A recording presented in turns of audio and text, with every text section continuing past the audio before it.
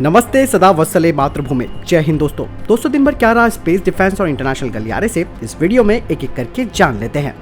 पहली अपडेट की बात करते हैं तो वो रॉ को लेकर आ रही है। सीबीआई के नए डायरेक्टर के रूप में सुबोध कुमार जायसवाल जी के चुने जाने के बाद अब केंद्र सरकार ने रॉ और आईबी के दो अहम पदों की नियुक्ति पर फैसला ले लिया है। इसमें दोनों ही पदों पर मौजूद अधिकारियों को एक एक साल का एक्सटेंशन दे दिया गया है। जानकारी के मुताबिक सामंत कुमार गोयल जो कि रॉ में सचिव के पद पर है और अरविंद कुमार जो कि इंटेलिजेंस ब्यूरो यानी कि आईबी के डायरेक्टर के पद पर है, उनका कार्यकाल 1 साल के लिए बढ़ा दिया गया है। वहीं सामंत गोयल ने 90 के दशक में पंजाब उग्रवाद को उस वक्त संभाला था जब वो अपने चरम पर था। फिर दुबई और लंदन में भी उनकी पोस्टिंग हुई। इसके अलावा उन्होंने NSA अजीज डोवाल के साथ मिलकर पाकिस्तान के बालाकोट में एयर स्ट्राइक की प्लानिंग भी की थी। अगली अपडेट की बात करते हैं तो एटॉमिक एनर्जी को लेकर आ रही है। परमाणु ऊर्जा विभाग यानी कि department of atomic energy DAE ने घोषणा की है कि वो सार्वजनिक निजी भागीदारी, जिसे कि हम पब्लिक प्राइवेट पार्टनरशिप मॉडल कहते हैं, उसके तहत अपना पहला रिसर्च रिएक्टर तैयार करेगी। और DAE यानी कि डिपार्टमेंट ऑफ एटॉमिक एनर्जी इस परियोजना के लिए निजी उद्यमों को शॉर्टलिस्ट कर रहा है। भाभा परमाणु अनुसंधान केंद्र द्वारा डिजाइन किया गया अनुसंधान रिएक्टर यानी कि रिसर्च रिएक्टर रेडियो आइसोटोप का उत्पादन करेगा और भारत में कैंसर के उपचार में उपयोग किए जाने वाली परमाणु चिकित्सा की लागत को कम करने की इससे उम्मीद है। विभाग ने कहा कि DAE ने अपनी सहायक company nuclear power corporation of India limited के माध्यम से अग्रिम पूंजी को मुहैया कराया जाएगा और संयंत्र का वो निर्माण करेगी। इस विभाग ने दुनिया भर की 17 कंपनियों के साथ अनौपचारिक परामर्श भी किया था जो कि परियोजना के लिए हाथ मिलाने में रुचि रखते हैं। DAE ने कहा कि डिजाइन, नियामक मंजूरी और अन्य तैयारियों का काम अच्छी तरह से चल रहा है। भारत में सभी प्रमुख रेडियो आइसोटोप BARC के द्वारा निर्मित किए जाते हैं। आपको बता दें कि परमाणु चिकित्सा के लिए रेडियो आइसोटोप की मांग बढ़ रही है। एक रिपोर्ट के अनुसार 2018 और 2020 के बीच भारत के अस्पतालों में परमाणु चिकित्सा विभाग 293 से बढ़कर 339 हो गए। अगली अपडेट की बात करते हैं तो रशिया के नए स्टेल्थ फाइटर जेट को लेकर आ रही है, जिसके बारे में मैंने आपको हाल के डिफेंस अपडेट में भी बताया था। लेकिन अब जो अपडेट आई है उसके अनुसार रशिया के इस नए फाइटर जेट में तेजस MK2 और ग्रिपेन E जैसी विशेषताएं हो सकती हैं। सुखोई विमान डिजाइन ब्यूरो ने 18 टन के अधिकतम वजन के साथ सिंगल इंजन वाले स्टेल्थ फाइटर जेट के डिजाइन और विकास पर काम शुरू कर दिया है, जो कि भारत के 17.5 टन तेजस MK2 और साप के ग्रिपेन E के 16.5 टन से थोड़ा अधिक हो सकता है। सुखोई की योजना एक नए इंजन, जिसे कि इस डेलिया 30 कहा जाता है, उसका इस्तेमाल करने की है, जो कि Su-57 फाइटर जेट के लिए विकसित किया गया है, जिसका अर्थ है कि इसमें लगभग 180 किलो न्यूटन का थ्रस्ट क्लास होगा और ये अपनी क्लास में एक हाईएस्ट थ्रस्ट क्लास इंजनों में से एक होगा। वहीं तेजस MK2 और ग्रिपेन E दोनों जनरल इलेक्ट्रिक के F414 वेरिएंट के द्वारा संचालित है, जो कि अपनी क्लास में 98 किलो न्यूटन का थ्रस्ट उत्पन्न करते हैं, जो अब तक अपनी कक्षाओं में सर्वश्रेष्ठ था। इस डेलिया 30 इंजन भी थ्रस्ट वेक्टर कंट्रोल नोजल के साथ आएगा, जो कि इसे अपनी क्लास में सबसे पहला बनाता है। हालांकि सुखोई के इस सिंगल इंजन स्टेल्थ प्रोग्राम की कुछ जानकारी लीक हुई है, जिससे पता चलता है कि इसमें एक छोटा आंतरिक हथियार बे होगा, यानी कि इंटरनल वेपन बे होगा, और आमतौर पर इसके अधिकांश भारी पेलोड को इसके भारी पाइलॉन्स में लैस किया जा सकता है, जो हालांकि इसकी स्टेल्थ पहलुओं को कम कर सकते हैं। वही F-35 में, जिसमें कि 31 टन का मैक्सिमम टेक ऑफ वेट है, उसका इंटरनल वेपन बे भी काफी बड़ा है, जिसमें कि वो कम से कम 4 एमराम मिसाइलों को ले जा सकता है। वहीं सुखोई के 18 टन के स्टेल्थ विमान में आंतरिक रूप से 4 R-77 BB ले जाने की जगह होगी या नहीं, इस बारे में अभी पूरी जानकारी सामने नहीं आई है। वहीं ग्रिपेन E अपने रडार सिग्नेचर को कम करने के लिए अपनी बेहतरीन इलेक्ट्रॉनिक मास्किंग तकनीक का उपयोग करेगा और तेजस MK2 अपने फ्रंटल रडार क्रॉस सेक्शन को कम करने के लिए बेहतर कंपोजिट पैनल का उपयोग करेगा, जो कि तेजस MK1 से कम होगा। लेकिन इन दोनों में इंटरनल वेपन बे नहीं होगा, जिसकी वजह से ये 5वीं पीढ़ी के लड़ाकू जेट के रूप में वर्गीकृत नहीं किए जा सकते हैं। लेकिन अब ऐसा लग रहा है कि सुखोई उन ग्राहकों को लक्षित कर रहा है जो अगले कुछ सालों में अपने MiG-29 और F-16 को रिटायर कर सकते हैं, क्योंकि सुखोई 57, जिसे भारत और चीन ने काफी महंगा बताया था, और इस प्रकार उनका ये सस्ता सिंगल इंजन वाला फाइटर जेट बाजार में आ सकता है, जो कि एक स्टेल्थ फाइटर जेट भी होगा। लेकिन तेजस MK2 और ग्रिपेन E केवल 20 टन से कम के लड़ाकू जेट हैं और अभी अपने प्रोडक्शन में यानी कि उत्पादन में प्रवेश कर रहे हैं और इन्हें नए डिजाइन के रूप में भी माना जाता है। तो ऐसे में यहाँ पर रशिया चाहे कितनी भी कोशिशें कर ले, उसका जो नया स्टेल्थ फाइटर जेट है जो कि सिंगल इंजन वाला है, उसकी कहीं नहीं चलने वाली और ये कई तरीके से तेजस MK2 और ग्रिपेन E जैसी विशेषताओं को अपने साथ साझा करता है। अगली अपडेट यमन को लेकर आ रही है।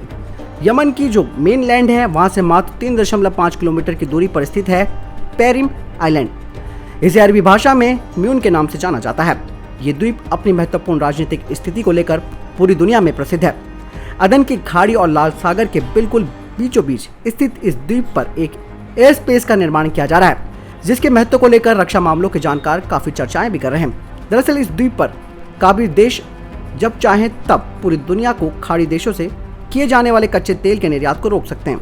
इतना ही नहीं, ये देश स्वेज नहर से होने वाले व्यापार को भी पल भर में बंद कर सकते हैं। इससे पूरी दुनिया में जरूरी सामानों का व्यापार प्रभावित हो सकता है। इतना ही नहीं, खाड़ी देशों के तेल पर निर्भर पूरी दुनिया को ईंधन की कमी का सामना भी करना पड़ सकता है।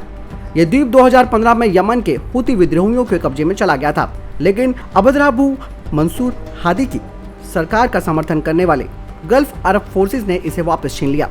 गल्फ अरब फोर्स में सऊदी अरब के नेतृत्व में कई देशों की सेनाएं शामिल हैं। हालांकि इस द्वीप पर बनाए जा रहे एयरबेस को लेकर किसी भी देश ने खुलकर इस बारे में चर्चा नहीं की है। वहीं कुछ खुफिया अधिकारियों का दावा है कि इस एयरबेस को यूएई बना रहा है। 2021 के अंत में सैटेलाइटों की तस्वीरों से पता चला कि इस द्वीप पर 1.8 किलोमीटर के रनवे का निर्माण भी किया जा रहा था। सैटेलाइट तस्वीरों से पता चला कि इस एयरबेस का अधिकतर काम पूरा हो चुका है। इस रनवे के दक्षिण दिशा में 3 हैंगर्स का निर्माण किया गया है, जहां जहाजों को खड़ा किया जाएगा। पेरिम में एयरबेस बनाने का काम 2016 में ही शुरू हो गया था, जिसके तुरंत बाद इस पर हुती विद्रोहियों ने कब्जा कर लिया था। ये द्वीप फिर भी अरबी सेनाओं के कब्जे में आ गया और इस पर एयरबेस बनाने का काम शुरू हो गया। लेकिन यहाँ की भौगोलिक स्थिति के कारण इस प्रोजेक्ट को फिर से रोक दिया गया और तब भी इसको यूएई से जोड़कर देखा जा रहा है। यमनी सेना से जुड़े अधिकारियों ने बताया कि हाल के कुछ हफ्तों में यूएई ने सैनिकों, उपकरण और हथियारों को पेरिम तक पहुंचाया। 2019 में यूएई ने यमन में तैनात अपने सैनिकों को वापस बुला लिया था। ये सैनिक सऊदी अरब के साथ मिलकर हुती विद्रोहियों के खिलाफ जंग लड़ रहे थे। एक सैन्य अधिकारी ने यह भी बताया कि संयुक्त अरब अमीरात और यमन के प्रमुख हादी हाल ही में 20 साल के लिए पेरिम के लिए लीज समझौते पर हस्ताक्षर करने की मांग को लेकर बातचीत भी कर रहे हैं। वहीं अगली अपडेट चाइना को लेकर आ रही है। चीन ने अपने न्यूजीलैंड की एक रिपोर्ट के अनुसार दावा किया गया है कि S-20 सुपरसोनिक स्टील्थ बॉम्बर चीन की स्ट्राइक रेंज को डबल कर सकता है। खास बात यह है कि अभी तक किसी भी प्लेटफॉर्म पर इस विमान के बारे में ज्यादा जानकारी उपलब्ध नहीं है। वहीं अमेरिका के 2018-2019 की वार्षिक चाइना मिलिट्री पावर रिपोर्ट में इस बात का उल्लेख किया गया। 2019 में प्रकाशित अमेरिकी रक्षा मंत्रालय की चाइना मिलिट्री पावर रिपोर्ट में कहा गया है कि चीन का S-20 विमान 8,500 किलोमीटर की दूरी तक हमला करने में सक्षम है और ये परमाणु और गैर परमाणु हथियार ले जाने में सक्षम है। वहीं अमेरिका का B-2 स्प्रिट दुनिया के सबसे घातक बॉम्बर माने जाते हैं। अगली अपडेट की बात करते हैं तो वो बेलाट्रिक्स एरोस्पेस को लेकर आ रही है। अंतरिक्ष टेक्नोलॉजी की स्टार्टअप बेलाट्रिक्स एरोस्पेस ने भारत के पहले निजी रूप से विकसित हॉल इफेक्ट थ्रस्टर 50 से 500 किलोग्राम वजन वाले सूक्ष्म सैटेलाइट के लिए एक इलेक्ट्रिक प्रपल्जन इंजन का सफलतापूर्वक परीक्षण कर लिया है। कंपनी ने कहा कि थ्रस्टर इस साल के अंत तक कमर्शियल यूज के लिए तैयार हो जाएगा। बेलाट्रिक्स ने कहा कि उसने इसरो और यूरोपीय अंतरिक्ष एजेंसी के मानकों के अनुरूप भारतीय विज्ञान संस्थान बैंगलोर में अपनी प्रयोगशाला में नए थ्रस्टर के लिए जमीनी परीक्षण पूरा कर लिया है। यह अब अंतरिक्ष में अपने हॉल इफेक्ट थ्रस्टर का परीक्षण करने के लिए तैयार है, जिसके लिए उन्होंने एक यूरोपीय कंपनी के साथ समझौते पर हस्ताक्षर भी किए, जो कि आने वाले महीनों में लॉन्च होने वाले उपग्रहों में डिवाइस को फिट करने के लिए है। हॉल इफेक्ट थ्रस्टर को पहली बार 1970 के दशक में तत्कालीन सोवियत संघ के द्वारा विकसित किया गया था और वे वर्षों से सैटेलाइट प्रपल्जन के लिए एक मुख्य आधार बन गए और इनका इस्तेमाल 2000 किलोग्राम से अधिक वजन वाले बड़े उपग्रहों के लिए किया गया है। बेलाट्रिक्स ने कहा कि हमारा नया थ्रस्टर छोटे उपग्रह निर्माताओं को एक विश्वसनीय प्रपल्जन सॉल्यूशन प्रदान करेगा। ये ऐसा बाजार है जिसमें स्टारलिंक, वनवेव और यहाँ तक कि अमेजन जैसे खिलाड़ी भी तेजी से आते दिख रहे हैं।